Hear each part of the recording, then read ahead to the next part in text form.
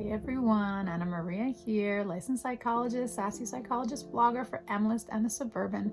Today, I want to talk to you about cognitive distortions. And the reason why I'm doing this is because last week after the defense mechanisms post, people were so interested in thinking about what defense mechanisms they might have. And that's exactly what I want to do. With my work and with these posts, is I want people to start figuring out their shit. Okay, so right now I want to talk to you about cognitive distortions because guess what? You have some. I have at least 3, 4, probably 5. There are about 20 or so, give or take, cognitive distortions that exist. I'm going to talk to you about 5 of them, but please feel free to look them up if you're interested. I'm not going to give you the definitions of cognitive distortions right now. Instead, let me show you 5 examples. Yeah, so I'm sure my neighbor's pissed at me. Normally, she'll say hi to me, but I saw her and I was kind of cutting some weeds or pulling some weeds and she said nothing to me this morning. Like, what did I do? I'm sure I said something inappropriate at one point. I don't know. But she's pissed at me. For sure she's pissed at me. So I'm just, waiting for her to come around and ask her for a cup of milk for my cookies that I'm not really gonna bake. She's mad at me for sure. Oh, there's Judy. Hey, Jude! Jude! I go get some milk.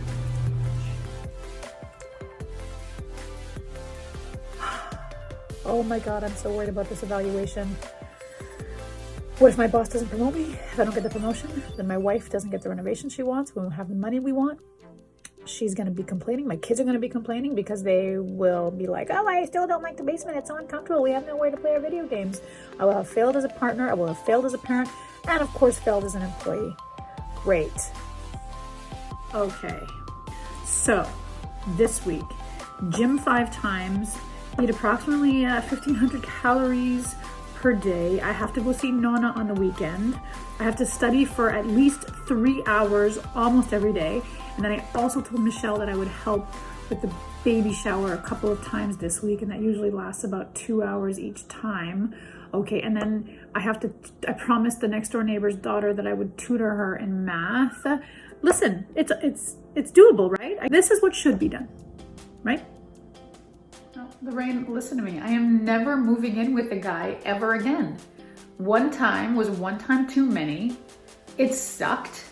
It was a disaster, and it was my first time and my last time. One time too many, if you ask me. Clearly, moving in with a guy is the wrong thing to do. That's it. Never again. Never. Urgh. Frickin' 39 on 40.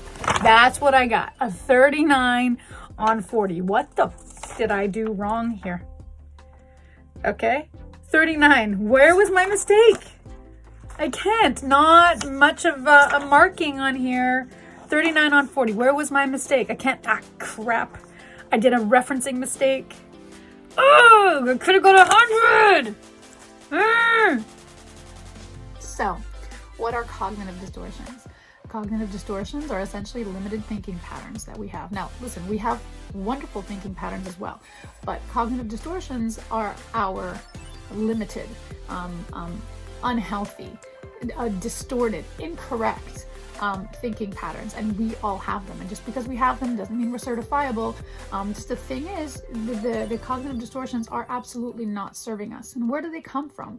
A long time ago, at some point in your life, you decided you needed to make a snap judgment. Your feelings were hurt, or something happened to you, perhaps something traumatic, perhaps something just insulting, or something that upset you, and you really didn't know what the reason was. And so instead of thinking it through, maybe you didn't have the faculties at the time, maybe you were very young. Instead of thinking it through, you developed these kind of false understandings about what might have happened. So then come your cognitive distortions, and unless we seize them, they'll stay, right? We might actually have internalized that kind of reaction or that kind of thinking pattern, and then it stays with us forever. Okay, but now, a lot of people say to me, well, it's part of my personality. It's just who I am. No more of that. No more excuses. If you have identified a few of your cognitive distortions, it's time for you to start changing them. Okay, it's hard, but you're gonna do it. You gotta do it. I gotta do it. We all have to do it. So I hope you found this enlightening. Look up cognitive distortions because there's more than 5. And I don't know, let me know what you find.